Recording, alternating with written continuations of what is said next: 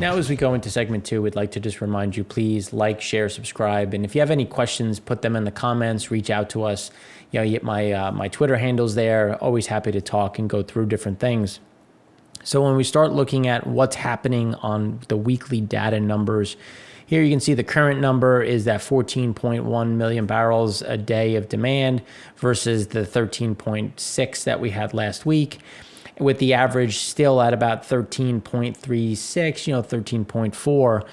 And that's right kind of where we've been saying where we were going to get a bounce and we were going to get that move off the low, and we're going to start to see some of that normalization. But we still believe that we're going to get this average hanging around that 13.4, 13.5, component, just because we have those competing headwinds. We have a little bit of a warmer weather that's expected throughout the rest of March. We've lost some heating degree days based on those estimates. That's going to reduce heating oil demand, and we should start to see that drop off and show up. Even though diesel demand on the trucking side still remains robust, that's not stopping. We don't see that stopping. But I can't stress enough the importance of seasonality, because when you look at 2017, 18, 19, 20, we normally have an increase in activity from the beginning of March till that beginning of April. Like, things are getting nicer out. People want to do more. You start driving more. You start going to the park. You start doing things differently that is going to increase that demand. The question is, are we going to see a big spike to close that gap that we've had since essentially, as you can see, since COVID began? We will get closer to it. It's just we're not going to close that full gap. And then the question is going to be, do we have a little bit of an increase in COVID cases due to the reactivity? Typically, and this correlation is broken down a bit, so I'm not holding to this anymore. But when we look at Italy, we're usually 2 weeks behind Italy. Italy started to see a little bit of an increase. We'll talk about that in a minute. And the question is, have we been able to deviate from that, or are we going to see some of those just ramp ups in general, especially with some different strains now a bit more prevalent in some areas throughout the country? Again, they're not going to be enough to shake where we are. The vaccinations continue to increase. That's a net positive. The vaccines are shown to be fairly viable against the variants. So again, that's another positive. But this is where we start to look at also, what does pricing mean? Because people, I know personally, I had to fill up my tank on Sunday, and it was there was a $12 difference from even 4 weeks ago. So we'll talk about that in a minute, but those are sizable moves that will start to impact some of the individuals that may not be at the best position on a jobs front. So. But when with that being said, we look at distillate. Distillate had a nice draw of 5.5 million.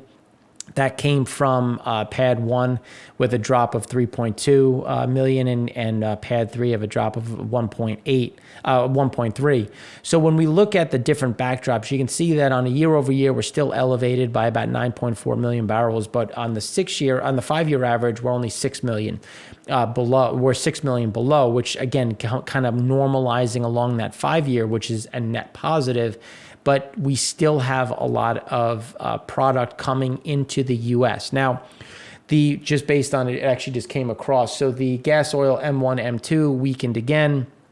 That is going to limit new exports, not stop the exports that have already been sold and are currently either filling up and or already in the water. So we're still going to see an increase, because when we look at imports, you can see that imports were up 152,000 barrels a day, and coming into pad 1, 113,000 barrels a day is that increase. And if you look at the year over year, that 5-year average, we're well over where we are. So as U.S. refiners start to come back, as these imports continue to come through, we'll start to see some of these drawdowns gradually decline. But because of the refining throughput still remaining down, we should still see draws coming out of products just because of that disconnect.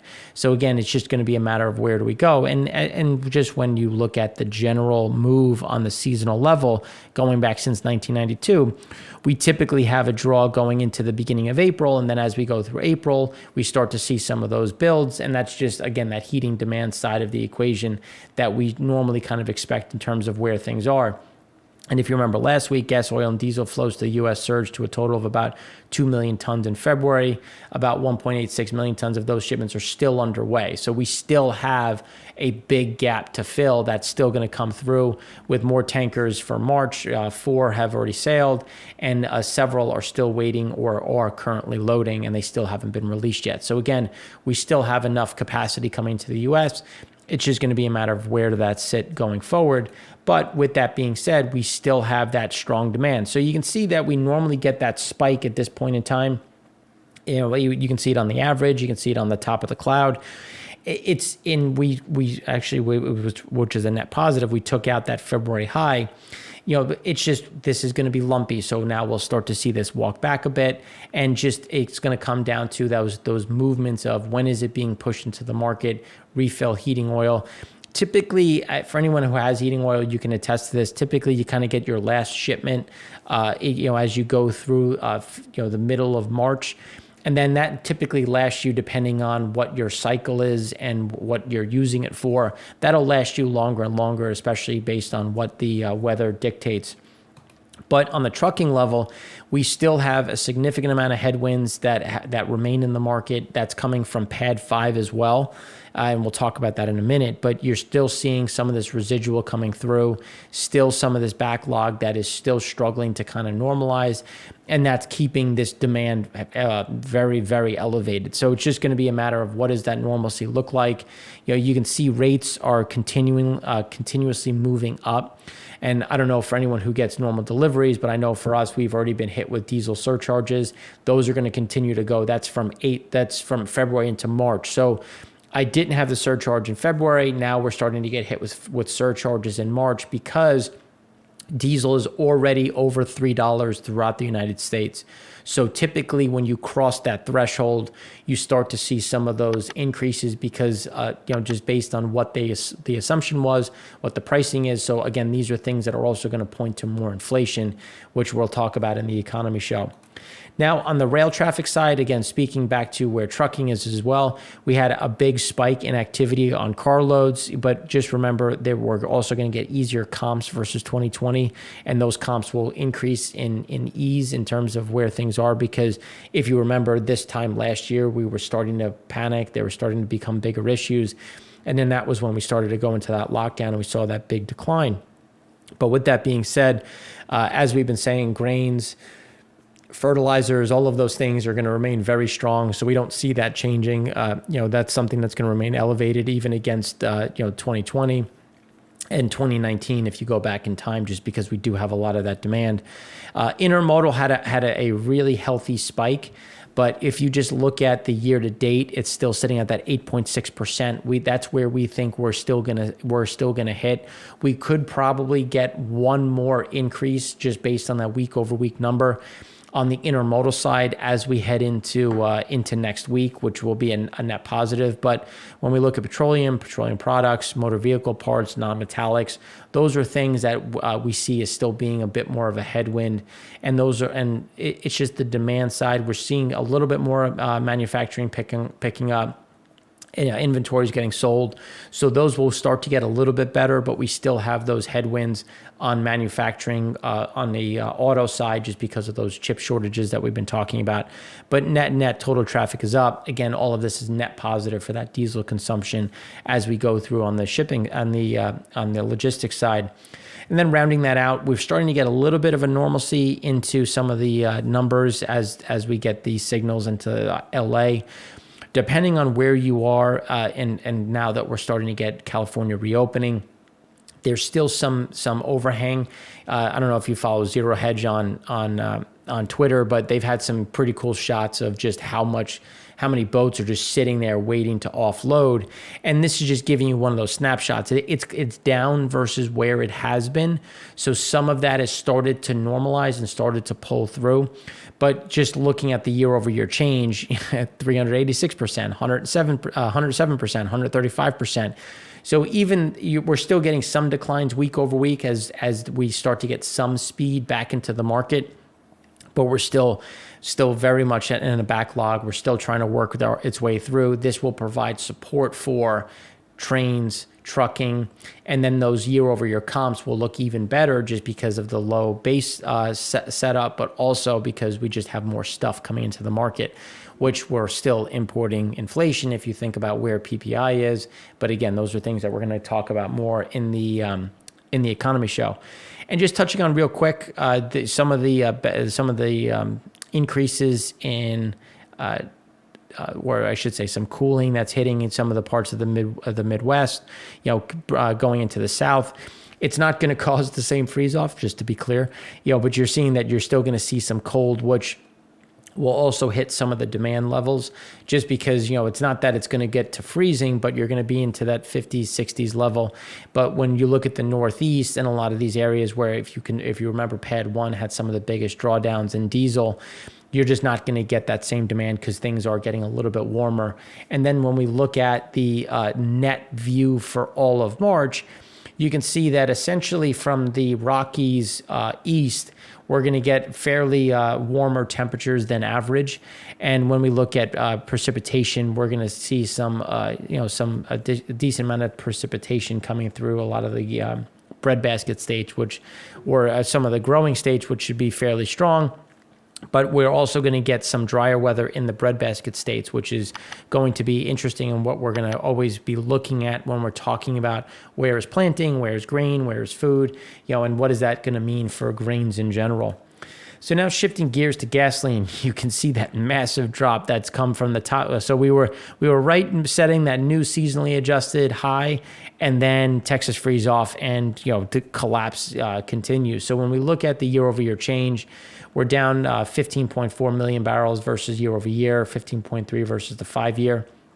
But for this week, we were down about 11.9 million, and that was driven by Pad 1 and Pad 3. So Pad 1 had a drawdown of 7.5 million barrels and 3.66 coming out of Pad 3. But the rest of the area was fairly normal. And that's why it's going to be interesting to see how does this look, because when we look at the blending components were still down 9.86 million, but that's not as aggressive as some of the other changes in gasoline side. So we have to weigh where we're starting to get a little bit of normalcy coming through. Imports slowed this week. So imports were down 54,000 barrels into Pad 1, net down 30,000 barrels. And if you look at the year over year, that's down 134,000 year over year and 29,000 over the 5-year average. So there's also that timing delay. We still have more capacity to be unloaded, but we're also seeing some of this redirection into other parts of the region, especially as Brazil is facing a rise in cases, which is causing more lockdowns. And we've seen a reduction in refinery throughput, which will attract some additional capacity from Europe into those markets. And it's going to be interesting to see how the U.S. competes. But the biggest draw was in that Pad 1, so it's going to be a timing delay as to when does it come through, because on RBOB, the draw was only 860,000 barrels versus that 7.5 million on just the general gasoline. So again, there's a lot of moving pieces in this. And it's as we look out over the next 2 weeks, we're still going to get draws. That's very clear. It's just the pace of those draws will start to subside, and we still will get further and further away from that year over year and 5-year average, which again is a net positive, but will also push gasoline prices higher.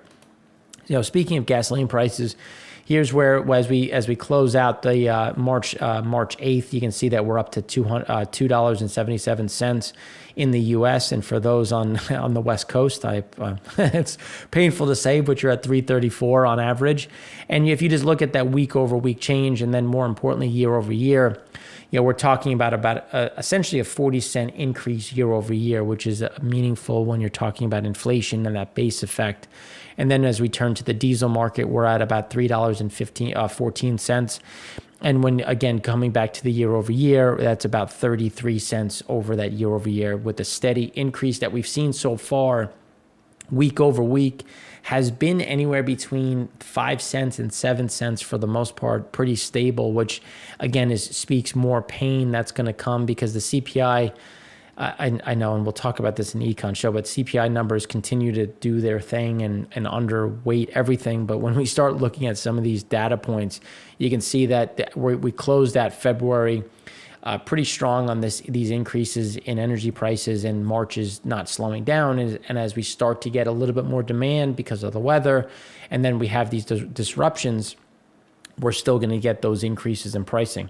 Now, just looking at blending components, just to put this in perspective, we did have that drop down. It's not as precipitous, if you will, from the gasoline move, but because a lot of refiners were really targeting blending components because they wanted to prepare for summer gasoline, which is where they see the best margins, and trying to recover some of that margin pain. And just looking at where yields are right now. So when we look at production in general, we're starting to get a little bit more production coming into both gasoline and distillate. And that's something that's going to accelerate as some of these refiners come back. Now, this is just a different look at where things are, because you can see that we're now back above where we were in the 2012, 2013. So we're starting to get back to that low end of capacity, but just to remember from the first chart that we showed, we're still away from that 5-year average. We're still away from where we have been over the last couple of years. It's just, this is, I think, a good one to show that we had a higher high, and now as things start to normalize, we're gonna have a pullback. It won't by any means come back down to those levels that we've seen. So we'll have a new higher low, and we'll start to track better on the gasoline side as that demand comes through. Propane starting to slow. This is, showing you as we have more production coming back, we have more propylene coming back, those wells coming back online. We have exports remaining strong, but local demand is starting to diminish a bit as you think about heaters outside for restaurants. Don't need them as much depending on where you are. And just general demand at the home is starting to abate. And you can see that this is kind of where we normally see this pivot and move higher. So we only had a draw of about 50,000 barrels, and that should continue to be fairly stable. Now on the just activity fronts, here you can see just where we sit on the COVID cases. They continue to trend better. The lockdown indexes still remain elevated, but are continuing to walk back, which is a net positive. The jobless claims, again, remains the bigger issue, which we'll touch on in the economy show. But for the most part, we continue to see a movement on just activity starting to feel some of that breath of fresh air as COVID starts to abate, vaccinations start to increase, and the weather gets warmer. So people feel like, or like to do more. As we've talked about, January is kind of like that month where you still have that lull from the holiday season. February is when you hit that max depression, when you're ready for spring to start. So you don't do as much, which is, again, seasonally normal. And then March is when you start to see that acceleration. Now, speaking of acceleration, when we look at the Dallas Fed mobility, so this last spike captures the beginning of the weekend. So here you can see that the weekends are continuing to get better. We're starting to see some of this activity come back in. Instead of, now it's only down about 7% on a weekend level. And you can see that those weekends continue to get better and better. We still see some residual where we're not going to get back to flat, but again, we're starting to close that gap. And we're seeing a little bit more movement on the weekdays, which is, again, is also what has been the biggest headwind to just general demand and movements in general on a mobility level. And then when we look at Gas Buddy data, so Gas Buddy had this nice little spike going into this cycle. And U.S. gasoline demand rose 4.3% based on Sunday to Sunday, or 18.4% above the rolling four-week average. Now, just to be clear, we should start to be above that average just because we're getting into March. We're at least in New York, we're in the low 60s. Things get a little bit colder and rainy next week. That'll start to hinder some of the movements, but again, we're still going to maintain some of these gains versus that 4-week average. Now, when we turn to discard had the increase of about 1.7% to about 8.9 million barrels a day. And this is something that just pointing to that just more consumption in general. We think that they're a little high just based on kind of what we've seen and what we've been tracking. But the general trend is pointing in the direction that we continue to see activity. And just looking at what is driving that, obviously parks is going to get better. Grocery and pharmacy, just general activity still remains fairly flat, but the retail recreation getting better, speaking to the weekends, while workplace and transit has kind of flatlined. And that's where we see some of this lost demand, which is why we still think that we have more to go on gasoline demand, but it's not going to get back to that normal level just because we still have a lot of work from home, a lot of people not going into the office, and that is becoming more and more permanent for some, depending on your job and what you've opted to do. That's becoming more of a permanent nature, and we've talked about that in the Econ show, and we're going to talk about it again just based on some of the new data points that have come out. Now, mobility showing that increase. We have this steady rise. We had that nice little spike, which corroborates with the U.S. Dallas Fed on that weekend. But then, just as we've been talking about, then when we get towards the weekday, you get that drop off. The biggest issue that we see is some of this rollover in Europe, and the reason why we say it's a problem is just because that's going to decrease oil demand going into Europe. We've already seen those problems and those issues, and it's just accelerating at this point. And even though they've increased a huge amount of gasoline exports, they actually had a gasoline build last week, which again points to some of those bigger issues and some of the headwinds that we continue to see in the market.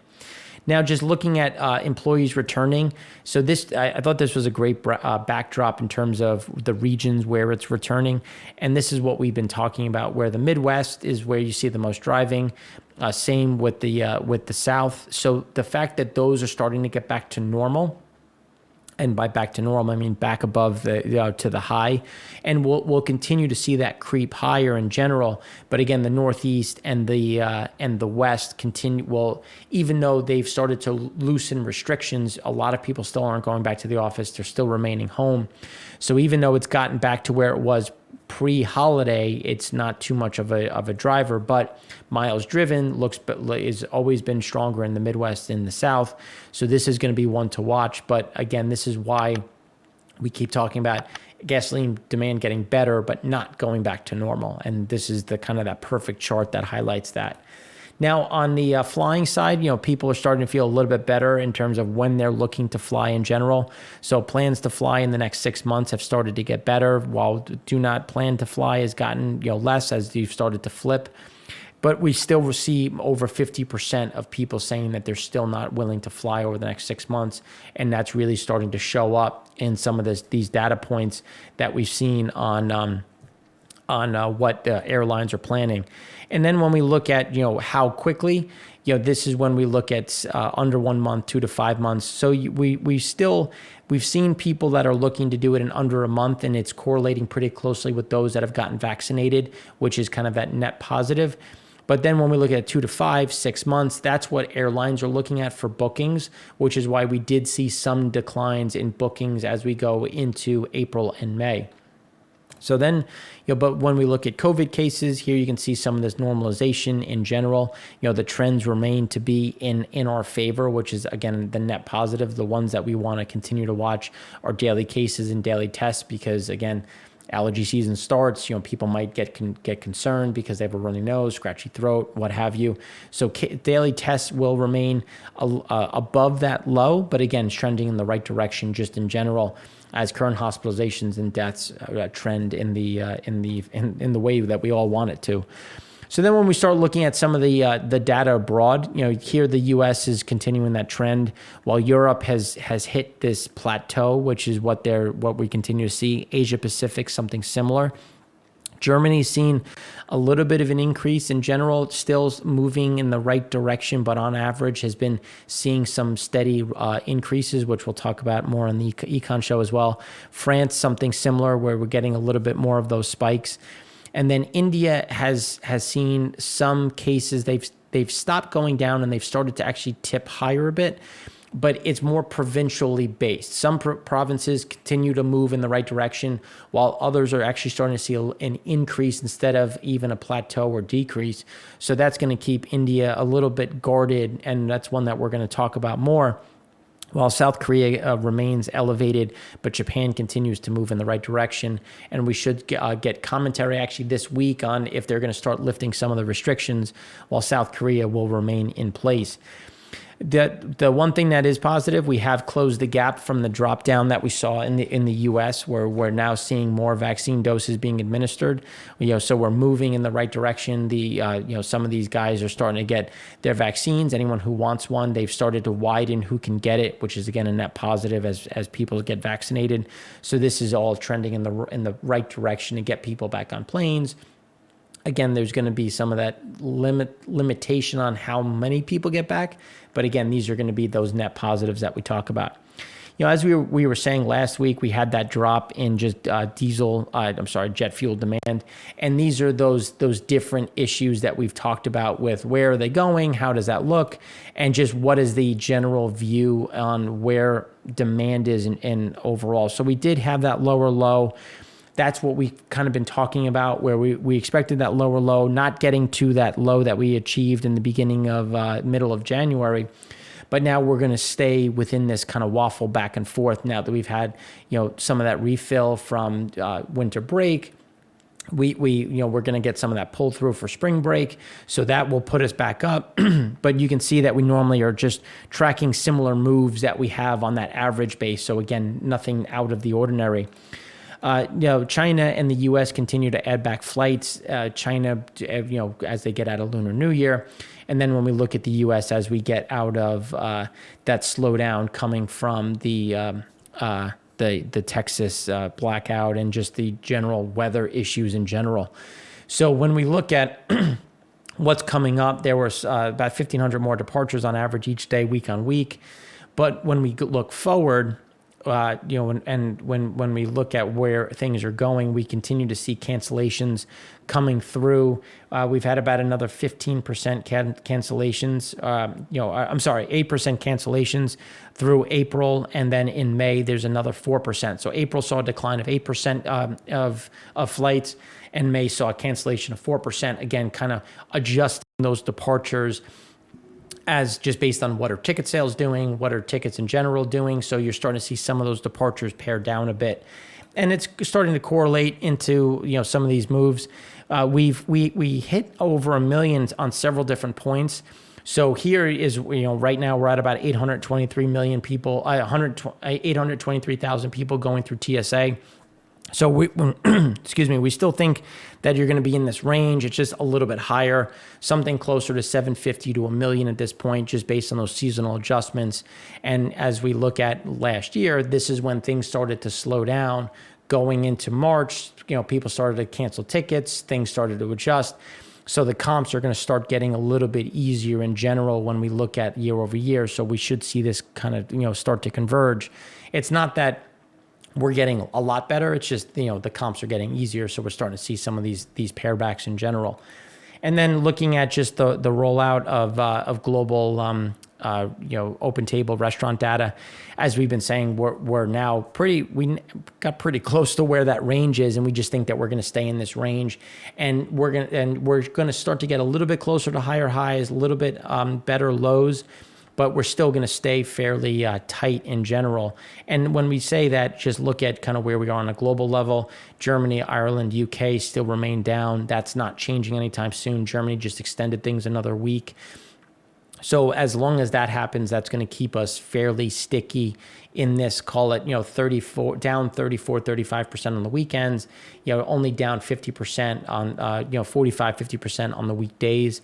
And then eventually over the next, let's call it 2 to 3 weeks, we're going to see the weekend get better and better, and we're going to get closer to only down 25% week over week, which is also showing up in the jobs data, which again, we'll talk about in the econ show. But now we get to turn to the export market and what's happening internationally.